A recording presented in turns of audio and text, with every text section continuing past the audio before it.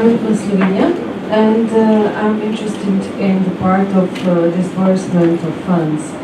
You were talking about establishing an escrow account for the public, if the beneficiary is a public entity, right? Yeah. Is it my understanding correct that only if a beneficiary is a public entity, an escrow account can be applied? Yes. So escrow account cannot be established for if the beneficiary is escrow or a private partner? No, that's Okay. correct. Thank you.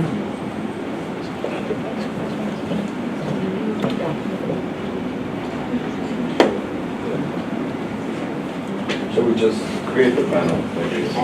We're taking questions. Yeah, exactly. But that maybe also Alex.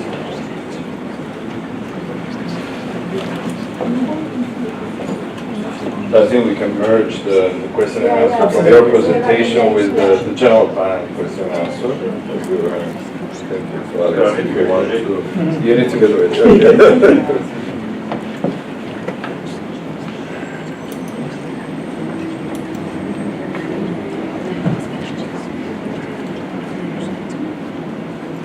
And there was one question. There was already one. Any more questions? We have just started, so we have more questions. Yeah, any more? Your, There?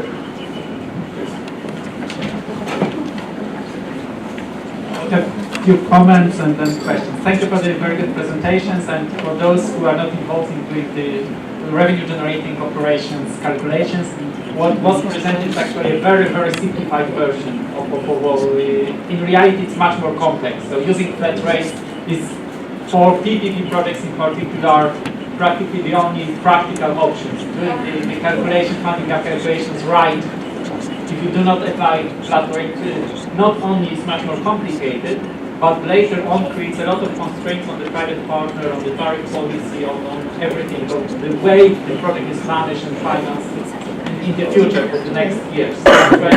The reason why during negotiations flat rates were very heavily promoted by us and the Commission actually didn't oppose was exactly having projects like PPPs in mind. So this is a very simplified version. Second comment I wanted to make to say, to actually to reveal that if the private partner is the beneficiary, actually there is a deadline for the time when you have to pay them. There is a 90 days deadline now in the regulation, which forces the managing authority to pay on time. Yeah, so it's actually violating of the structural policy rules if you do not pay within 90 days of receiving the money from the. So this is actually receiving all the documents from the beneficiary. The money. So there is actually already one of the problems that you addressed already, I would say, so not solved, but actually tackled in the regulation. But now I have, so these are two comments on what you said. But now the question, and the question is about a situation in which you have a public procurement, you've selected a private partner in some kind of public procurement process, and it covers both the investment part and the operational running cost part of the project. And the problem is the way the eligibility rules work is that even if you use the flat rate, you apply it to capital expenditure only. Yeah, so you can calculate total eligible expenditure. This is not a difficult process. You have to do it whether you do PPP or anything else. You cannot have a project without it. Yeah, so this is not additional work. This is something which would be actually good to be subject to private check, reality check. If you have a PPP, you get additional benefit because there will be somebody from the private market verifying whether these numbers that you estimated are right. You will run a public procurement, and this is why airport projects under PPP are a success, and airport projects without PPP are generally very criticized. So this is a kind of invisible benefit of PPP, which it's the reality check on a lot of things that we do. But the question is like that. So we have the capital expenditure, and the problem is that when we have a public procurement, the overall, since we judge it by price, you to some extent have an overall amount which you you pay to the private beneficiary. How do you document what is capital expenditure and what is not? How you can prove to the Commission the amount of eligible expenditure. This is a private partner which is no longer using the public procurement, because they use subcontractors, they use their own resources. So have you any best practices about how to deal with it without making the life of the private partner very complicated? Yes, it is technically, of course, possible that they will provide the public authority with all the information about salaries they pay to their employees and timesheets and so on.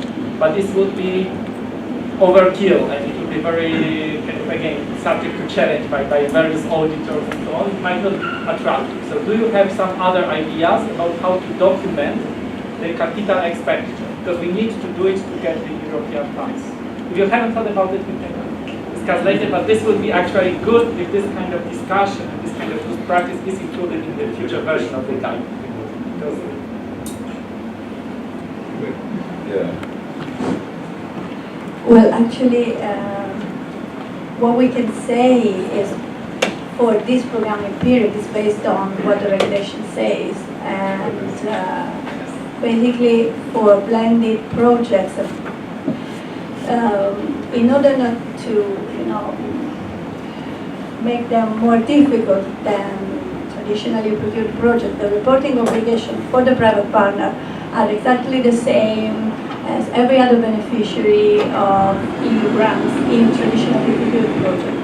This was something that we discussed with the Commission when the delegated legislation on the escrow account was being drafted, and the Commission was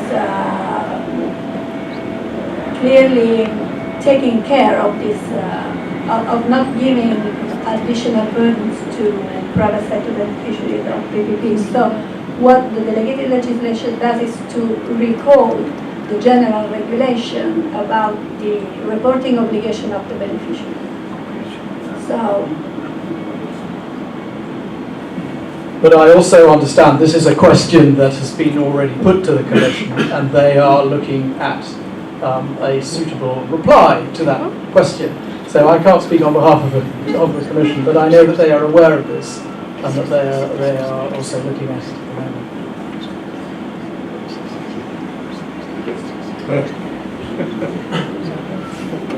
So, yeah, I think in general for this is not about reporting obligation, it's about how you document eligible expenditure in order to get the fund from the Commission.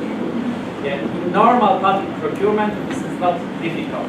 What you have, you just check whether the public procurement was done right, and the amount of the public procurement is eligible. And there is a presumption, this is the value for money. We have a competitive selection procedure.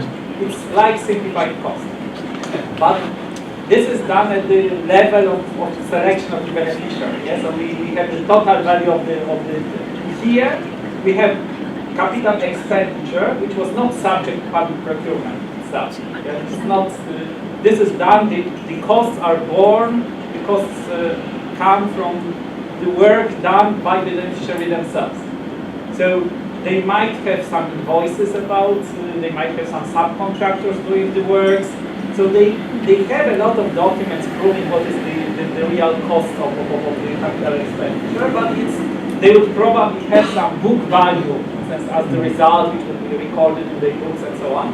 So there will be documents around. The question is whether this internal information of the company, because this will be internal financial information of the company, this accounting data would be enough to justify the expenditure of the Commission. And this would be the best thing. Or you need to do something on top of it. This comparing, it's not saying simply the situation is different. The situation of the level at which we do public procurement is different. The situation of a public of this company is like being a subcontractor in a normal contract rather than contractor in terms of documenting the expenditure, which makes it more difficult.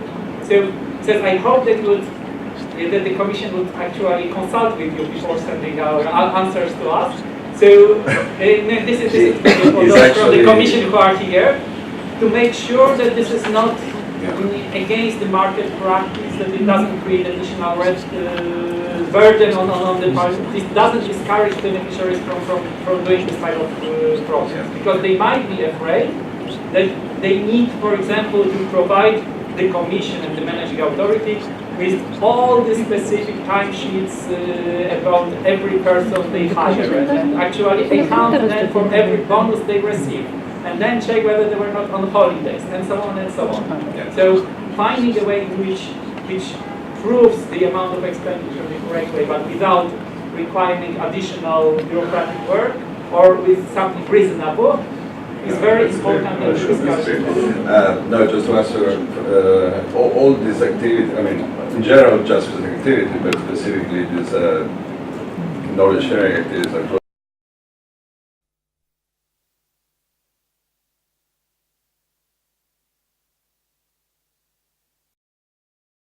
you actually also sent, and we were already consulting, and we will go through the questions together and provide answers to those. We cannot actually give a complete answer today. This specific one, I think, has implication also in terms of the way those expenditures are dealt with by the Commission, and neither just does not applicants involved in the verification. So I think we'll definitely rely on a discussion with the relevant parties within region for that reply. But happy to be involved with, if that is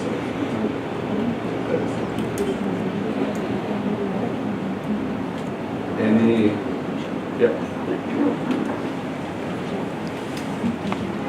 Hello, my colleague and I are representing Wallonia, so it's southern part of Belgium, and it's the first time that we have projects with PPPs blending ERDF funds in our OPs. So we are a little bit lost, and we are not sure to understand everything about, for example, the escrow account. So we had understood that the escrow account was settled when you have a transfer of beneficiary from a public one to a private one. But it's not the case, right? So you do not have to settle. And is it mandatory to settle an escrow account or not? Or we are a little bit lost about this thing. that actually anticipate also a question other colleagues have asked. Okay. Okay. Okay, but Can you please complete your question? So this was the first question about how it works, basically, in a very practical way.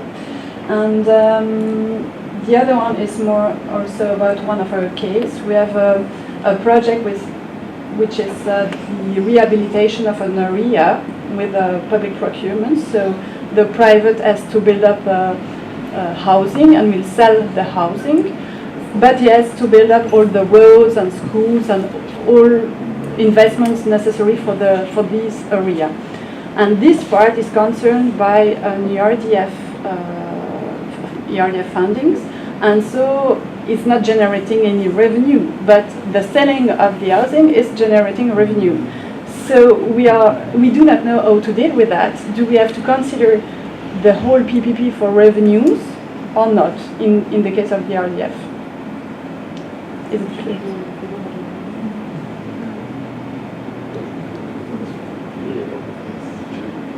And the third one is much more like, it's about eligibility of expenditures. We are also a little bit, we think it's a little bit tricky to deal with all these expenditures for private. We do not know what we have to check about timesheets, how to deal with that, so it's much more the same one as Mr. Haas. Thank you. 3 questions. Do you want to start with the escrow account? Why is it needed? It is always needed. On the first part of the question, the escrow account, you can refer to Article 64 of CPR, where it says that conditions to use it is that the public sector is the beneficiary of the grant, but it has entered into a PPP agreement with a private sector partner who is actually paying for the investment. So costs are from the private sector, but the beneficiary of the grant is the public sector. So normally, these costs from the private sector would not be eligible to grant because the private sector is not a beneficiary. But there is a derogation for PPPs.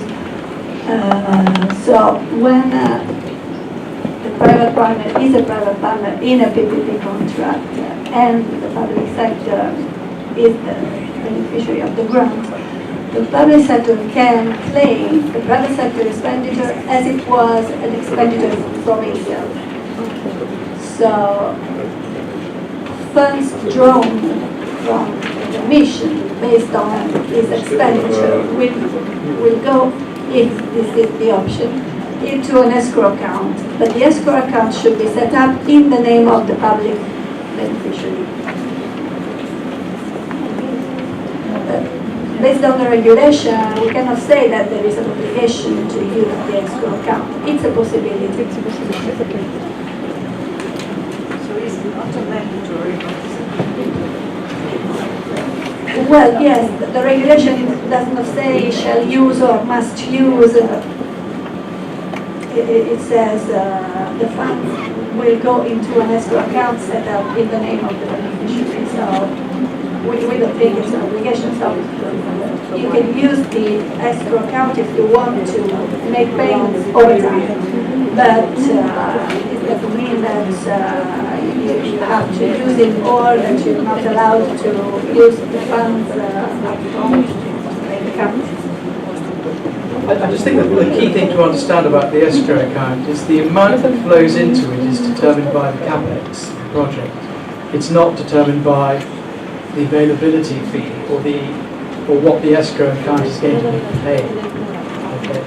And it is there really up to the procuring authority and the managing authority to decide how it wants to use, so to speak, delayed payments to incentivize performance of the project. So you could easily have a situation where the procuring authority might use the mechanism of the escrow account to enable it to make payments for some period after the project has been completed, but not necessarily for the whole life of the project. It really depends on it's a decision that it has to itself make as to how it wants to incentivize the private sector to deliver. Because remember, the fundamental philosophy of the PPP is to pay on delivery of a service, not to pay for the asset. And that is how you drive the performance. So then it's a question of, how late do I want to make those payments to the private sector to incentivize the private sector to deliver that project.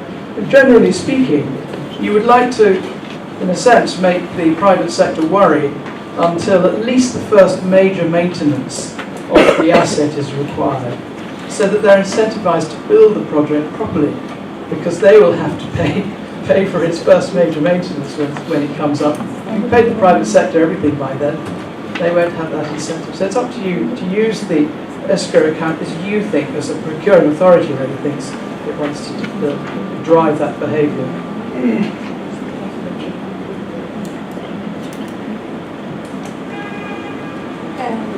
Tell me more about it. Yeah, but what if the beneficiary is private? Is a private one? If it's a private partner with a beneficiary, public authority would probably have control also. Well, but it still has control, even if the public sector is the beneficiary. But the private sector is the beneficiary. The only difference is that the funds will go directly to the private sector beneficiary and not go to an escrow account.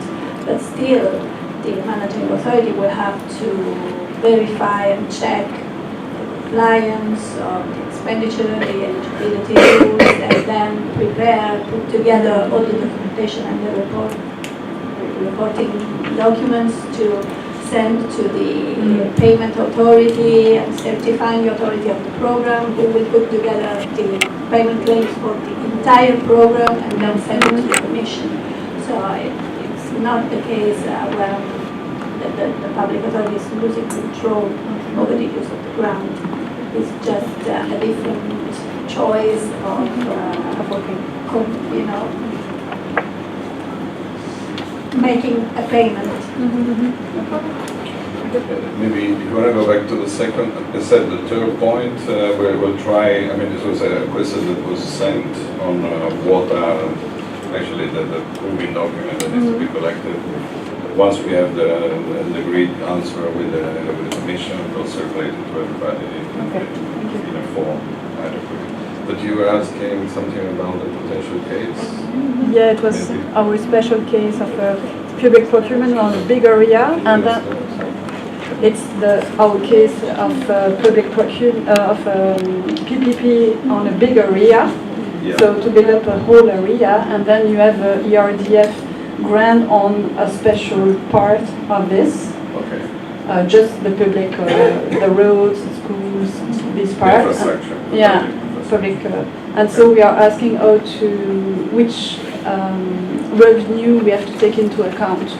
So do we have to take, because the housing will be sold, and so it will generate revenue, but it's not really part of the ERDF project. Am I clear? So the revenues will not be generated as Directly from the part of the project. Directly by the project, but it's part of it. But it's Because part of if you do not why have roads, the house will not be sold. I mean, you might want to double check with the commission. What I can say is based on what happened in the past. You have as the subject of the PPP contract, both the housing part and the infrastructure, which is not revenue generating.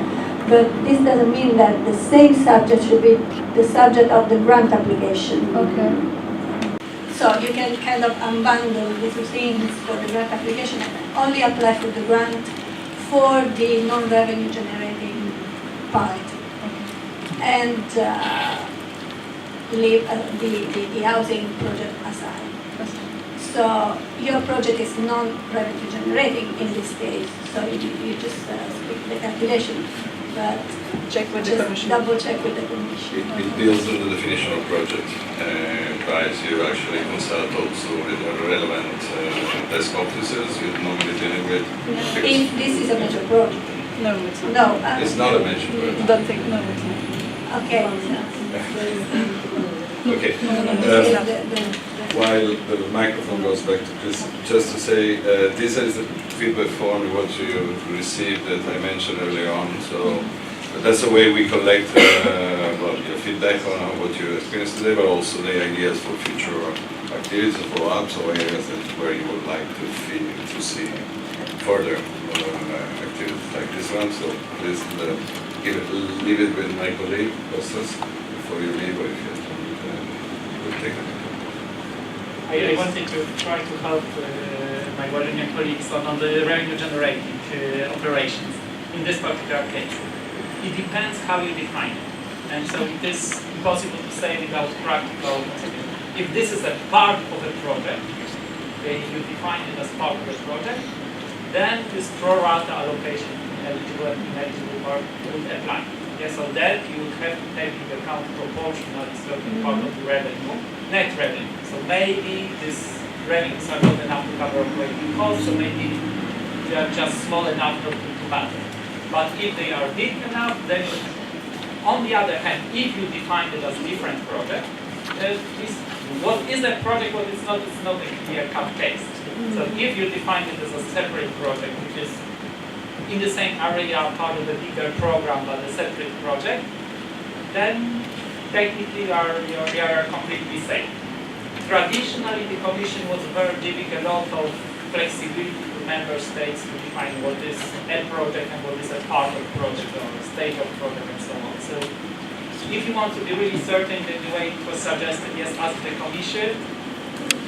If there are no obvious links, okay, so if it's a separate procurement, if there is even if there is the same environmental procedure, because this is what sometimes it might be a different project, but a different environmental procedures, and we have precedents like that. So it is said it depends. Somebody will need to go through the project application, and you have to be careful also to define it properly. Because if you tell the Commission this is one project, the answer will be obvious. If the answer will be yes, you have to take that into account. If you tell the Commission, it says I wouldn't recommend it, but you can just not tell the Commission about the other part of the project. Yeah? They will not know. If you don't tell them, they will know just about this part, it will be defined, and nobody will even realize that you are doing the other part. And then there is no problem. Yeah? But sometimes it's impossible to hide. But there is a definition of project, but there is also a definition of which revenues needs to be taken into account in the regulation. So I think this can also, I don't remember by heart the number of the article in this programming period, but we can look it up. 61. 61. Do you want to?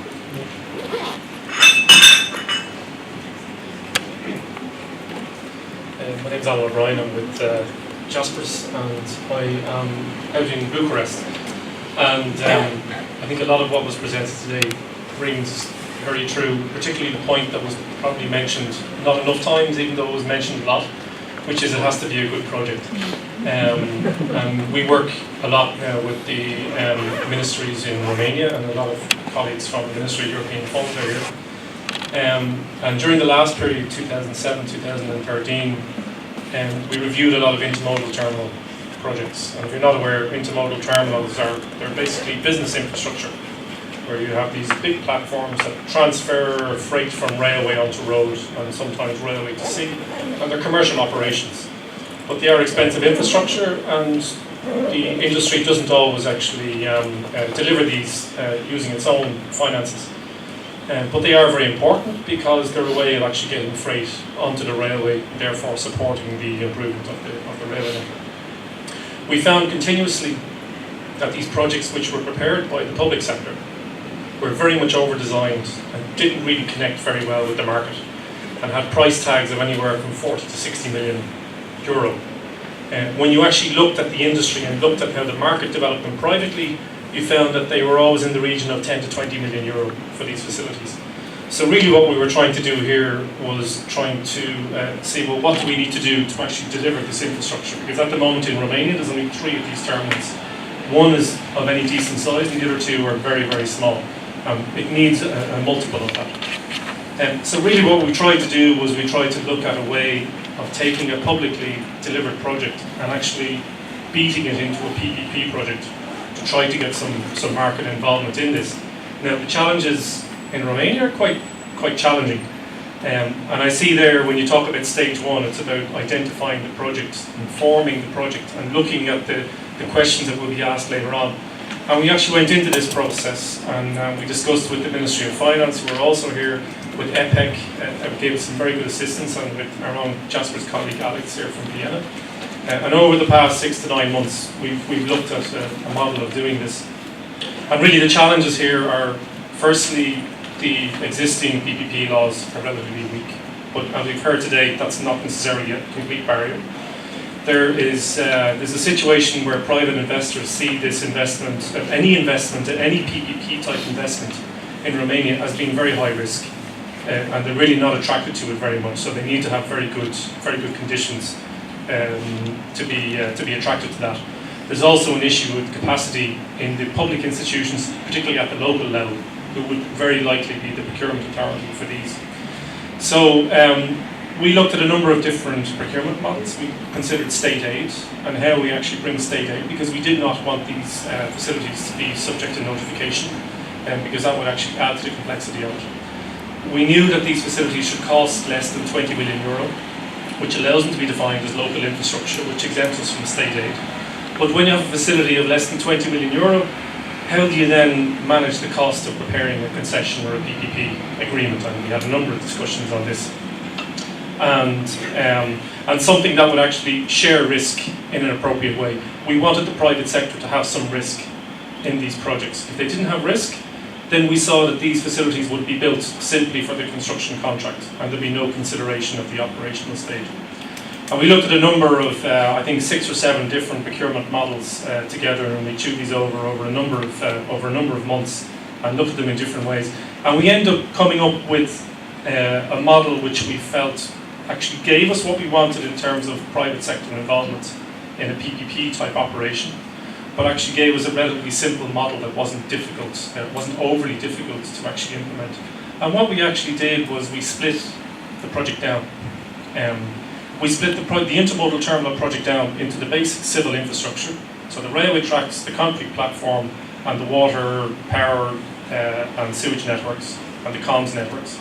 And then we had the operational infrastructure, which are things like cranes, temporary buildings, security, and so on. And we came up with a DBO, the Design Build Operate model, whereby there would be a tender for a facility, which would be based on a template entry-level intermodal terminal. I think we call it the IMT with a small s, to reflect the sort of the iPhone approach, where you have this entry-level facility, which would be the minimum you would need to actually have a functioning facility, which could then be expanded in the future as demand grew. And actually, you would have a civil works design and build contract for the basic infrastructure, which we felt would cost between 10 and 15 million. And then the operator, through the operating contract, would be required to invest maybe 5 or 10% of the contract value in operating infrastructure. So really what you had was then a standard design and build agreement, and then you had an operating concession, where as part of the operating concession, the operator had to provide some operating equipment. And this allowed us to kind of scale the complexity of the concession agreement back quite a lot to, I think we decided that we'd be looking at preparation costs in the region of, I think, 5, 6, 7% of the project value, which we felt was actually reasonable. So we've since gone back, we did some market consultation on this originally to look at the industry and ask the industry what they would want and what their appetite would be for risk. We got some very clear messages about their willingness to work with local authorities and their desire for very, very simple agreements. And we've since gone back and had some informal discussions, and there seems to be some appetite for this sort of approach now. But I suppose, again, it was mentioned earlier on, what we're looking to do with this model now is actually develop a program over a number of these sites with the support of the Ministry of European Funds and also the Ministry of Transport, and actually develop up this template PPP model, which will be implemented in those sites. We also considered a grant model, where a grant will be given for private investment in these, so effectively fully privatising the development of these terminals. But first of all, we felt that could only happen if you had a flat rate funding gap, so I was encouraged to hear that comment earlier on, because otherwise, all you're really doing when you actually do your revenue calculation is you're basically subsidising 75% of the losses that are going to be made. So effectively, they still have to be loss-making to take money. But even with that, when you look at the standard funding gap rate and you look at the contribution rate, you still find that you're contributing probably 60% of eligible costs, which I think we felt was quite high for something that was purely a private investment, and it might lead us towards, again, just an over-focus on the construction contract. So I just thought that would be a useful summary of something that we have been doing and how Jaspers works with the beneficiaries across the member states.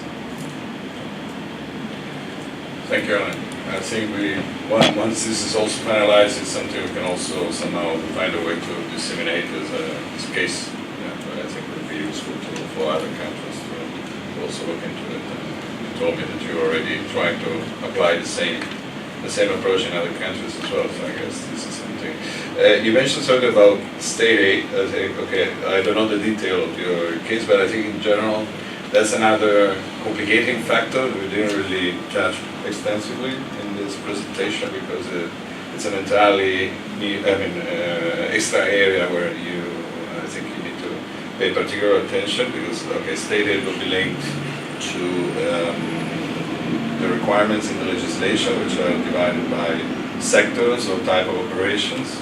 So I understand EPEC will soon publish a specific guidance note on state aid within the PPP framework.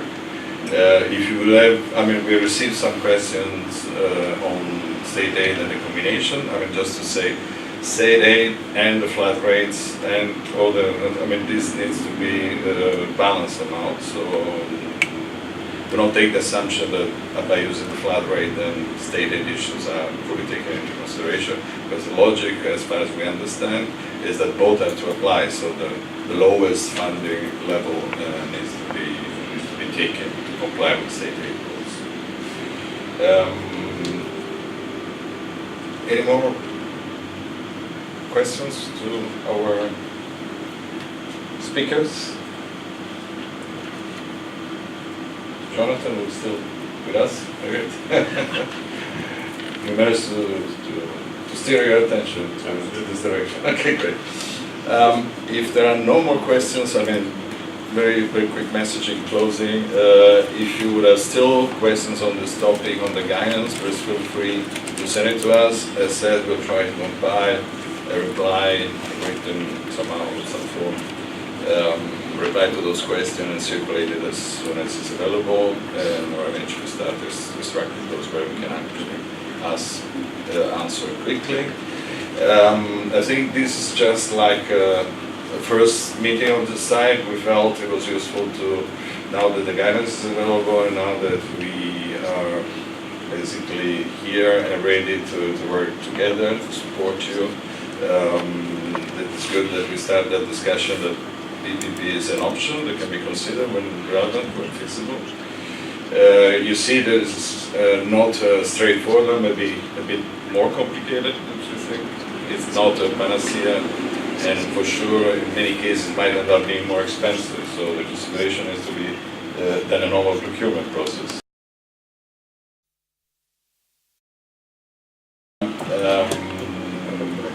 I think the appropriate assessment needs to be done when considering to come this way. If you consider that you need to receive more clarifications or more type of these activities, even as I mentioned to some of you, we will be considering, based also on demand, to replicate this type of seminars or workshops. At the regional level, taking into account that we have at least a presence in the ground. Brussels is central for many of us, but we have also offices in Poland, in Bucharest, and in Vienna for Central Europe, where we can eventually consider replicating this to attract more audience and disseminate further. Did I say something which is not entirely correct? That's what I see from your face. No, just when one talks about things being more expensive than other things, you have to take into account all the costs and all the benefits. So PPPs might sometimes be a bit more expensive at the beginning, but they can only be justified if over the life cycle they are cheaper. And that's what you're seeking to do. But could I also just add one thing? We're working very closely with Jaspers on, as you know, in this area, and we are very keen to lay our hands on any pilot projects, because, as I said earlier, this is a new area in terms of regulations and projects, and consider the guidance as a living document. So, for example, the points that were raised earlier about documenting capital expenditure are very helpful to pick that up. But we really would like to get our hands on a pilot project. So if anyone's doing a pilot project under the new CPR, we're very interested working with Jaspers to see if we can at least accompany that and use that as a way in which we can learn lessons that can then be disseminated more widely to everyone. And we'll make that fundamental comment that underlying project's got to be sensible and well prepared. So it's.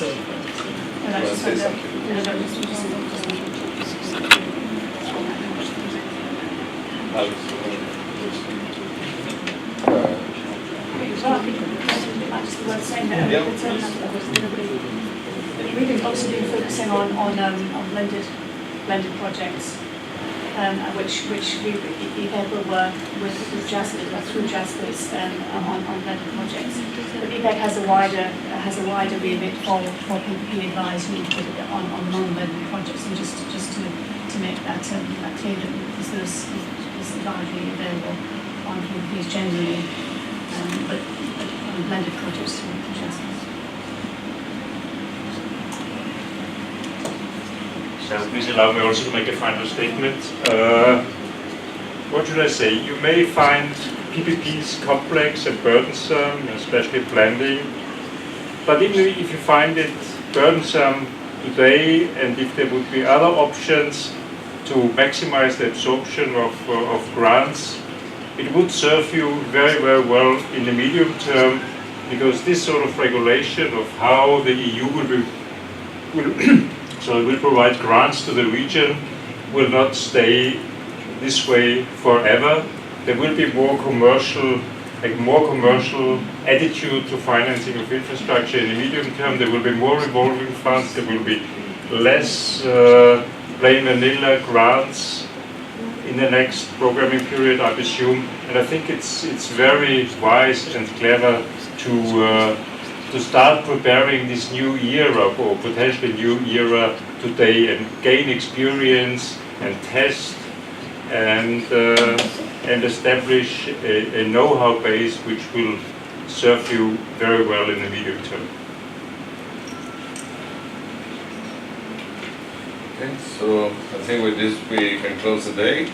Many thanks to all of you for joining us today. I hope you enjoyed this first seminar on the topic, and well, hopefully we'll see you all in future activities. So have a safe journey back, and good continuation of the day. Okay, thank you.